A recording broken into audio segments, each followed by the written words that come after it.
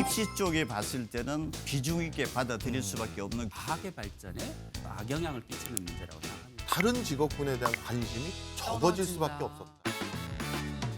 서울 수도권 학생들이 정말 의대에 쏠림 현상이 강하고 선호도가 높아져서 가고 싶지만 사실 대단히 가기 어려워진 것도 과거와 또 다른 현상입니다. 예. 왜냐하면 지금 현재 지방권 의대 같은 경우에는 2023학년도부터 지역인재 전형에서 40% 이상을 의무 선발을 해야 되고 물론 강원도하고 제주도 지역은 20%로 좀 완화되어 있긴 하지만 의무 선발을 지방 학생들로만 뽑아야 되는데 이게 60%까지 높아진다라고 하니까 학생들은 서울 수도권에 절반이 가 있는데 대학은 70%가 의대가 지방에 가 있고 그 70% 중에서도 60%를 지역 인재로만 또 선발을 해야 되다 보니까 가열 양상의 어떤 그 온도 차이도 지금 현재 분명히 차이가 있는 거죠.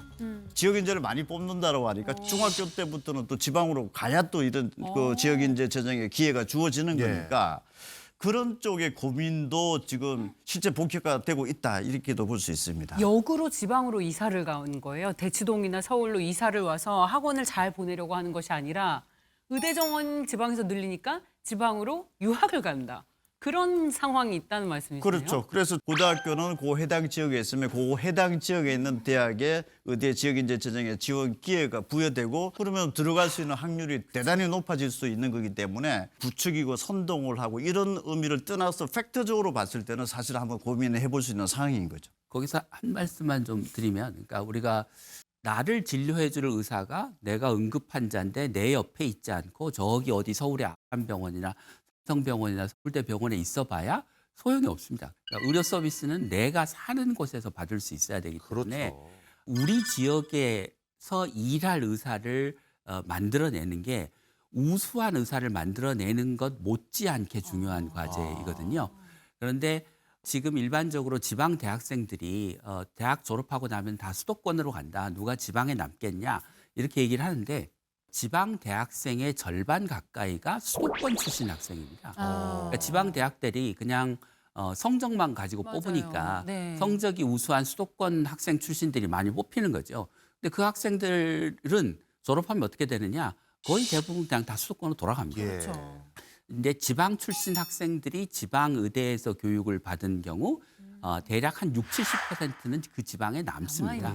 그러니까 지역 인재 전형 비율을 60%로 높여라라고 하는 것은 지역의 의사 부족 문제를 해결하기 위한 현실적이고도 실질적인 대안인 거죠.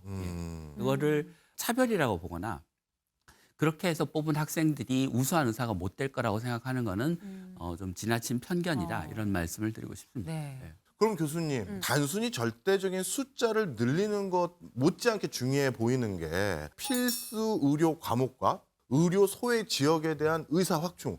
이게 단순히 증원만으로 해결되는 건 아니잖아요. 당연히 그렇죠. 그러니까 일부에서는 뭐 낙수 효과로 문제를 해결할 수 있다 이렇게 주장하시는 분들이 있는데 그건 전혀 사실이 아니고요. 그래서 정부도 그렇고 저처럼 의대 증원에 찬성하는 분들은 의대 증원은 현재 우리 문제를 해결하기 위한 필요 조건이다. 문제를 해결하려면 그와 함께 지금 부족한 곳에 의사를 보낼 수 있는 다양한 의료 정책의 패키지들이 있어야 된다. 그게 필수 조건으로 같이 붙어야 된다.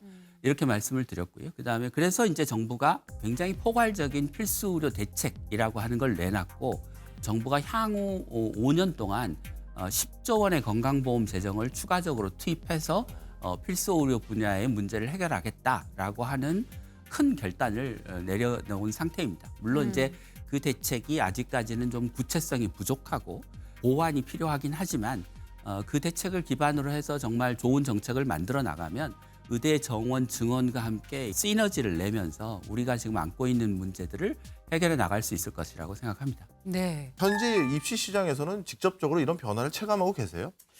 일단 뭐 재수하는 학생들의 그 연령대라든지 청이 굉장히 좀 다양화된 건 사실입니다. 의대를 목표로 하는 재수를 하는 학생들은 사실은 그 삼수생 이상이 대단히 많습니다. 그래서 나이가 점점 더 고령화되어가는 어떤 수험생들이 많다라고 볼 수 있고 지금 뭐 반수라고 그러죠. 대학을 네. 입학을 하고 난 다음에 다시 재도전을 해서 의대를 가려고 하는 학생들이 공식 기준으로 보면 서울대, 연세대, 고려대에서 1년에 이공계 학생들이 그만두는 학생들이 한 1,400명 정도가 지금 매년 나오고 있습니다. 그러면은 이 학생들은 다시 재도전을 해서 어디로 갔을까 하면은 대체적으로 좀 의대 쪽으로 가지 않았을까 추정이 되고 있고 카이스트라든지 이런 이공계 특수대학에서 1년에 한 300명 정도 규모 그만두고 있습니다. 그리고 이 학생들도 이쪽으로 가다 보니까 대학교 1학년, 2학년, 3학년 이런 학생들도 다시 좀 재도전한다는 게 많아지고 있고 심지어 요즘에는 졸업생들까지 나타나고 있죠. 그래서 직장 5년 차, 심지어 제가 작년도에 10년 차 수험생들까지 봤었는데 거의 40대 가까운 수험생이었습니다. 그래서 이게 의대가 예전으로 따지면 일종의 고시와 같은 분위기가 되고 있다는 것이 현장에서 좀 느껴지고 실제 보고 있는 상황입니다. 그럼 대표님, 우리 박세함 기자도 어떻게 가능할까요? 제 학교 성적을 모르셔가지고요. 이게 그래도 의대 간다고 하는 친구들은 학교 다닐 때 공부 좀 했다는 친구들이라서요. 근데 제가 본 사람들 중에서는 문과에서 직장 한 10년 차도 맞고 실제 언론에 계셨던 분도 제가 현장에서 목격을 했고 예체능 쪽을 전공한 사람들도 봤습니다. 그래서 지금 의대라는 게 예전에는 정말 수능 4%까지 1등급인데 그중에서 한 1, 2% 들어온 학생들이 합격을 했던 그 상황인데 예. 3, 4, 5등급 대학생들도 1년, 2년, 한 3년 정도를 목표로 중장기적으로 이렇게 준비하는 패턴이 바뀌어진 것이 사실 예전이랑 상당히 좀 다른 부분들이고 금년도 한 6월 달 전후쯤 되면은 대학에 들어갔던 학생들 또는 대학에 좀 잘 다니고 있는 이공계 상위권 학생들이 얼마만큼 다시 재도전, 그걸 반수라고 그러죠. 그런 학생들이 나올지에 대해서는 관심이 지금 가고 있는 상황입니다. 이 정도면요. 네. 전 국민 의대생 가자. 거의 이 느낌이에요.